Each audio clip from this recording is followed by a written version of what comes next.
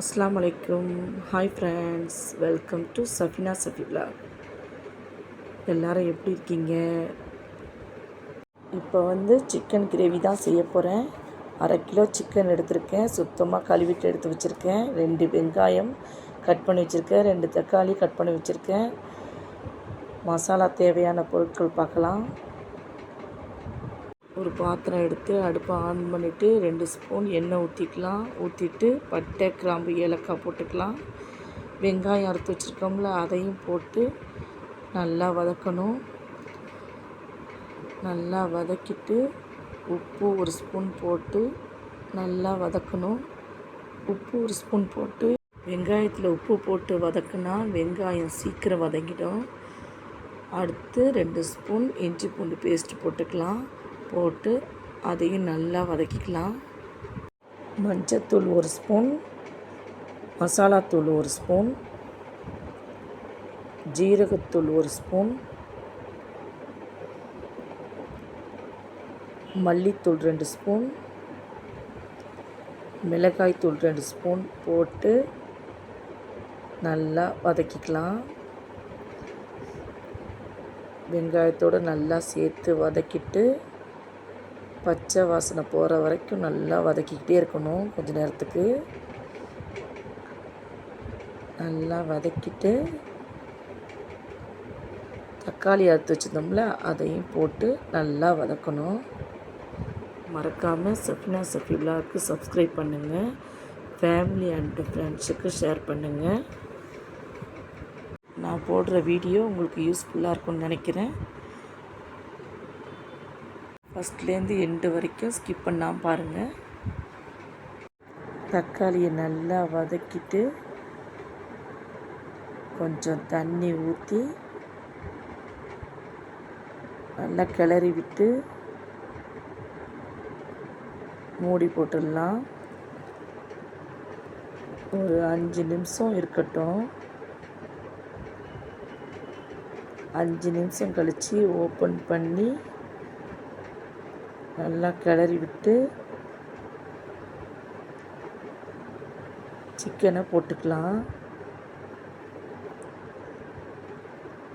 எல்லா சிக்கனையும் இதே மாதிரி போட்டு நல்லா மிக்ஸ் பண்ணி விட்டுக்கலாம். மசாலா சேர்கிற வரைக்கும் நல்லா மிக்ஸ் பண்ணிவிட்டு சிக்கனை போட்டு நல்லா கிளறி விட்டுக்கிட்டே இருக்கணும். அந்த எண்ணெயிலேயே நல்லா வதங்கணும். 1 ஸ்பூன் உப்பு போட்டு நல்லா மிக்ஸ் பண்ணிக்கலாம்.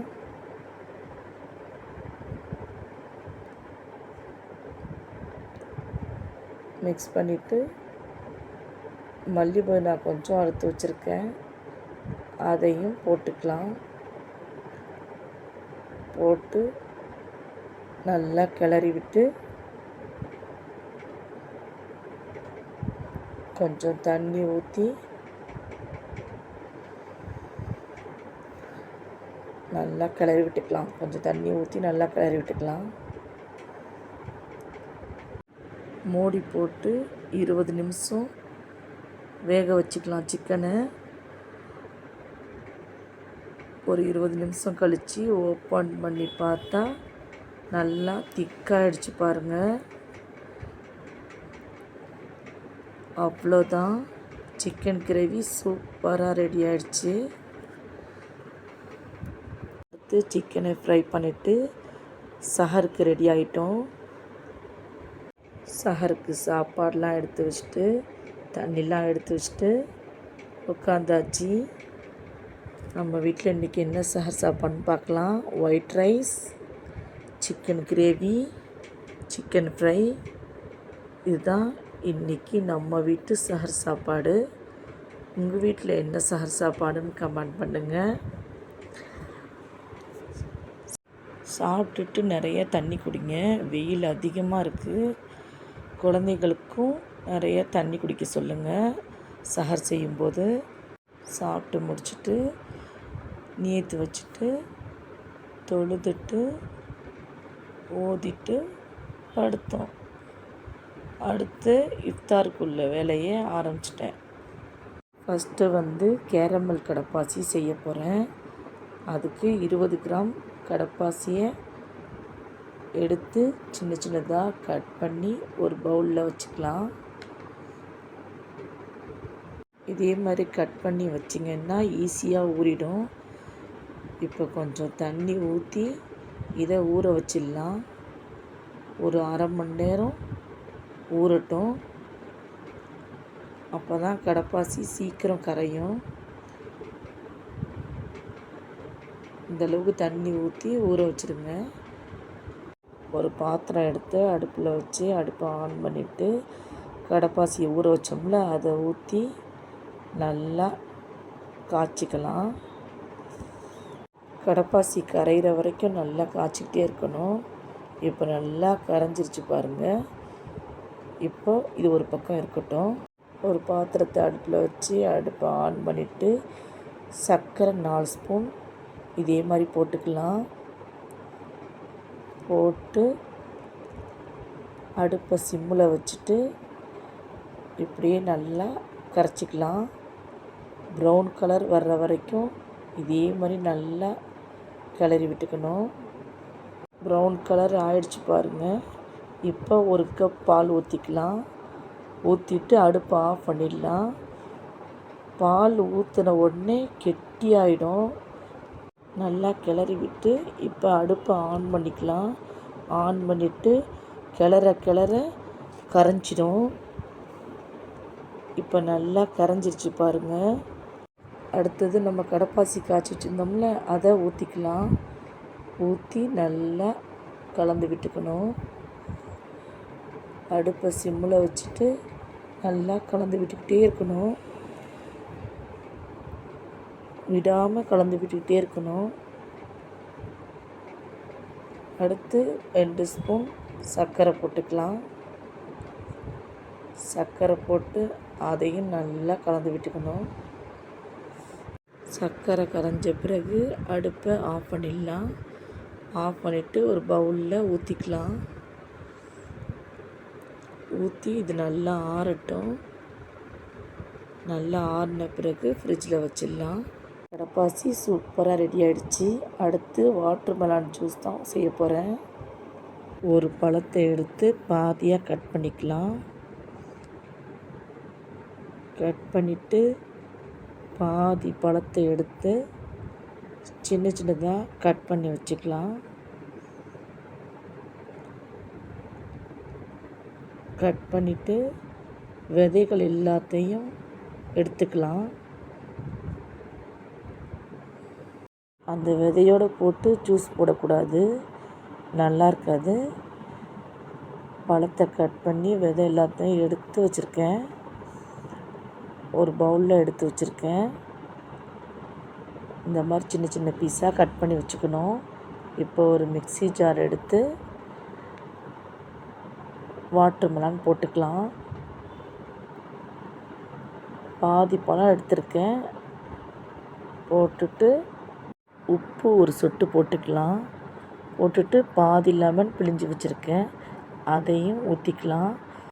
அரை கப் சர்க்கரை எடுத்திருக்கேன், அதையும் போட்டு மிக்சியில் அடிச்சுக்கலாம். மிக்சியில் நல்லா அரைச்சிக்கணும், இல்லைன்னா பழம் அப்படியே இருக்கும். நல்லா நைஸாக அரைச்சிங்க. இப்போ ஒரு கிளாஸில் மாற்றிக்கலாம். அவ்வளோதான், வாட்டர்மெலான் ஜூஸ் சூப்பராக ரெடி ஆகிடுச்சு. ஐஸ் வேணும்னா ஐஸ் போட்டுங்க. யாரெல்லாம் வாட்டர்மெலானில் லெமன் போட்டு குடிச்சிருக்கீங்கன்னு கமெண்ட் பண்ணுங்கள். லெமன் போட்டு குடித்தா சூப்பராக இருக்கும். நீங்களும் இதே மாதிரி ட்ரை பண்ணி பாருங்கள்.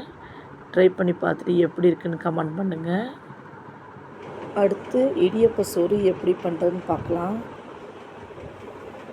ஒரு பவுலில் 10 இடியப்பம் எடுத்து வச்சுக்கலாம். 3 முட்டை எடுத்து வச்சுருக்கேன், அதை எடுத்து கலக்கி வச்சுக்கலாம். உப்பு போட்டு கலக்கி வச்சுக்கலாம். இடியப்பத்தில் இனிப்பு சோறு யாரெல்லாம் சாப்பிட்ருக்கீங்கன்னு கமெண்ட் பண்ணுங்கள். கொஞ்சமாக உப்பு போட்டு நல்லா கலக்கி வச்சுக்கலாம். நல்லா கலக்கி வச்சுட்டு பாதி மூடி தேங்காய் எடுத்து பால் புழிஞ்சு வச்சுருக்கேன். திக்கு பாலாக புழிஞ்சிக்கணும். இந்த மாதிரி தண்ணியாக புழிஞ்சிடக்கூடாது, நல்லா திக்காக வச்சுக்கணும். தேங்காய் பாலில் 1/2 கப் சர்க்கரை போட்டுக்கலாம். போட்டு நல்லா கரைச்சி விட்டுக்கலாம். சர்க்கரை கரைகிற அளவுக்கு நல்லா கரைச்சிக்கணும். நல்லா கரைச்சிட்டு இடியப்பத்தில் இந்த தேங்காய் பாலை ஊற்றி நல்லா பிசைஞ்சிக்கலாம். கொஞ்சம் கொஞ்சமாக தேங்காய் பாலை ஊற்றி அப்படி கையால் பிசையணும். எல்லா தேங்காய் பாலையும் ஊற்றிக்கலாம். 10 இடியப்பத்துக்கு பாதி மூடி தேங்காய் எடுத்து வச்சுங்க. இதே மாதிரி ஊற்றி பிசைஞ்சிக்கணும். இது ஒரு பக்கம் இருக்கட்டும். மறக்காமல் சஃபினா சஃபிலாவுக்கு சப்ஸ்கிரைப் பண்ணுங்கள். உங்கள் ஃபேமிலி அண்டு ஃப்ரெண்ட்ஸுக்கு ஷேர் பண்ணுங்கள். அடுப்பை ஆன் பண்ணிவிட்டு ஒரு பாத்திரத்தை வச்சு எண்ணெய் 3 ஸ்பூன் ஊற்றிக்கலாம். எண்ணெய் சூடு வந்த பிறகு பட்டை, கிராம்பு, ஏலக்காய் எடுத்து வச்சுருக்கேன், அதையும் போட்டுக்கலாம். 10 முந்திரி பருப்பு, 10 திராட்சை எடுத்து வச்சுருக்கேன், அதையும் போட்டுக்கலாம். போட்டு வதக்கிக்கலாம். வதக்கிட்டு ஒரு பிளேட்டில் எடுத்து வச்சுக்கலாம். எடுத்து வச்சுட்டு முந்திரி பருப்பெல்லாம் எடுத்துட்டு அதே பாத்திரத்தில் கொஞ்சம் எண்ணெய் ஊற்றி முட்டை கலக்கி வச்சுருந்தோம்ல அதை ஊற்றிக்கலாம். ஊற்றி அப்படியே லைட்டாக கிளறி விட்டுக்கலாம்.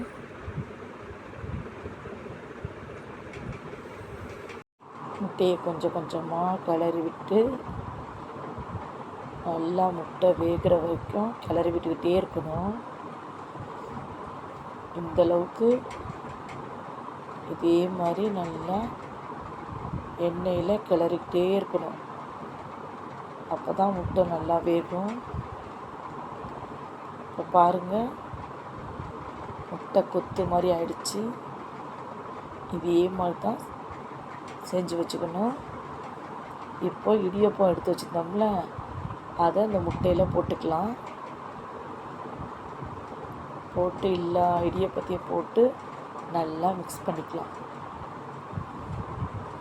இடியப்பம் முட்டையும் நல்லா மிக்ஸ் பண்ணிக்கணும். இப்போ பாருங்கள், நல்லா மிக்ஸ் ஆகிடுச்சு. அவ்வளோதான், இடியப்ப இனிப்பு சோறு சூப்பராக ரெடி ஆகிடுச்சு. இதே மாதிரி நீங்களும் ட்ரை பண்ணி பாருங்கள், சூப்பராக இருக்கும். முந்திரி பருப்பு வறுத்து வச்சுருந்தோம்ல அதையும் போட்டு நல்லா கிளறி விட்டுக்கலாம். அவ்வளோதான், இடியப்ப இனிப்பு சோறு சூப்பராக ரெடி ஆகிடுச்சு. இது குழந்தைங்களுக்கு ரொம்ப பிடிக்கும். இதே மாதிரி செஞ்சு கொடுங்க. எல்லாருடைய நேரம் வந்துருச்சு. அதுக்குள்ளே சாமான் எல்லாத்தையும் எடுத்து வச்சுட்டு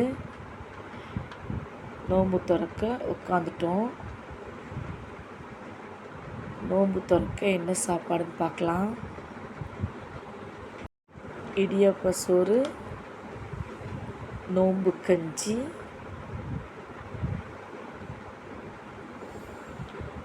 மசால் வடை, வாட்டர்மெலன் ஜூஸ்,